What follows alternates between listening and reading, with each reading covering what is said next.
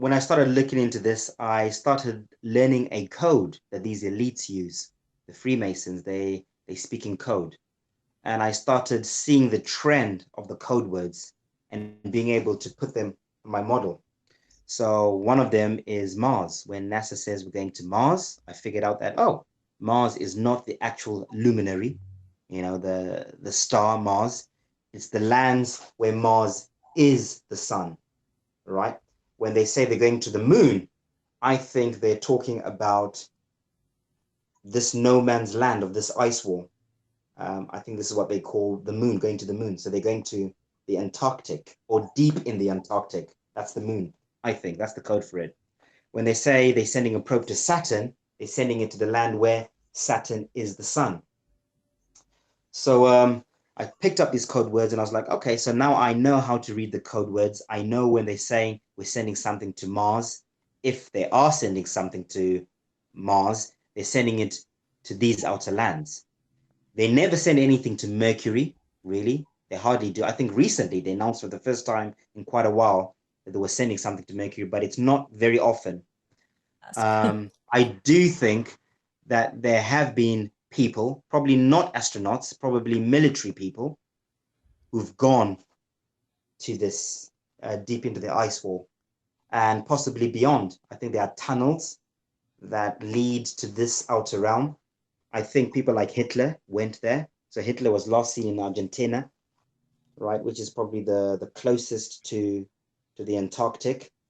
And there were flying saucers that they met that were down there. The Americans, when the Americans went down there, they were shot at. Admiral Byrd, and Hitler said to have disappeared.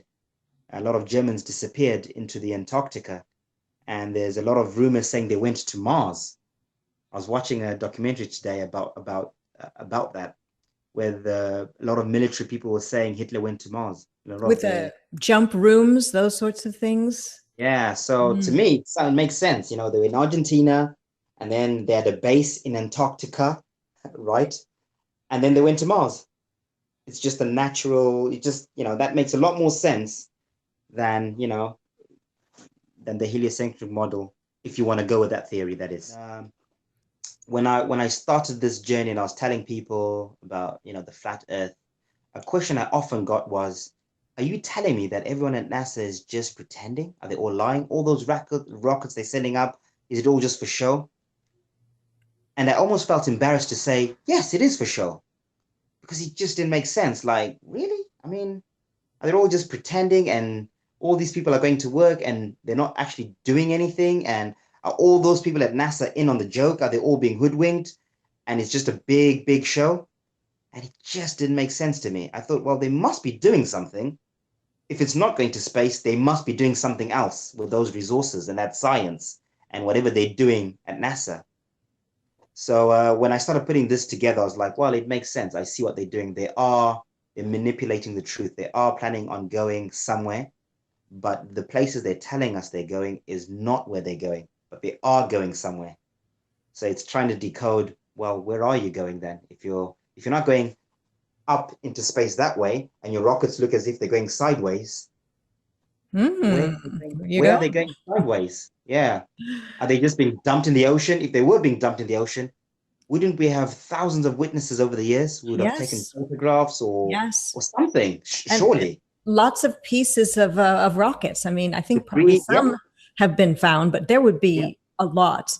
A lot. Yeah, this makes a lot of sense. So the ISS, I have seen enough ISS busting videos to realize all of that is on a stage somewhere, and they're using all sorts of virtual reality and green screens and sometimes hanging upside down. It's just pure fakery. Even contact lenses on their eyes so they can see objects that they place in later. But there may be something to a different sort of ISS somewhere else, is what you said. Definitely. So all of this, these beings, these entities that are lying to us, they are not idiots. There's a naivety within the flat earth community that once you've woken up to flat earth, you're smarter than the elites. Oh, they're all faking you. It's all fake. NASA, look at this. And we all feel as if we're on the high chair and we've discovered something and we know something that no one else knows. And I can guarantee they're laughing at us. Again, look at them. They think they figured it out. They orchestrate all this. When we see the wires of the ISS, they're doing that deliberately. They want us to find those discrepancies. They want us to be finding these things. They released Flat Earth. I'm pretty sure of that. They purposely released it so they could control the narrative and control where it goes and what people believe within the Flat Earth. So, you know, that thing that we're saying about that programming, dome above your head, blah, blah, blah, that was all put there deliberately. So I have no doubts about that whatsoever. So I think the game plan here, it's a big psychological mind game, massive, big psychological mind game. So I think that there is an ISS or a shuttle of some sort up in high Earth orbit, or in low Earth orbit, sorry, in high altitude above the Earth. There is something circling around within our torus field. We can't get past the torus field. But I think high up, there is something orbiting. Why don't they have cameras on it, though, and show us the real thing? I think because it's not as sophisticated or as high tech as they want us to believe. I think it's very rudimental. It might not even have people in it. So they might have cameras in it. They might have makes sense. A drone type of thing. They might not have actual physical human beings in it, but they do have something orbiting up there. That is for sure. I mean, I've seen something orbiting over my head.